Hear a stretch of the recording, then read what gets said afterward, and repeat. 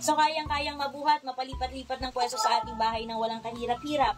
Winner sa mga nagtatrabaho at palipat-lipat ng location, hindi ka pahihirapan.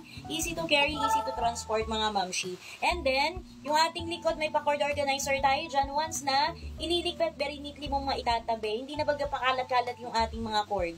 May lalagyanan na talaga siya. Ilalim ng ating washing machine, hindi tayo dadagain.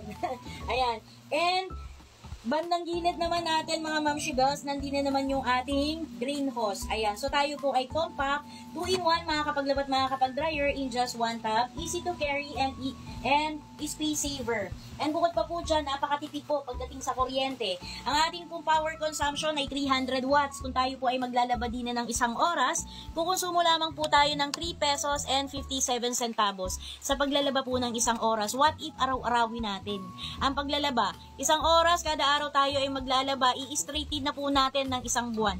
Tayo po naman ay kukonsumo lamang ng 108 pesos lamang po. Sa mga lingguhan naman pong naglalaba, ipagpalagay po natin na 4 hours tayong naglalaba every week. Sa loob ng isang buwan, tayo po naman ay kukonsumo lamang ng around 57 pesos lamang po. Sobrang tipid pagdating sa kuryente.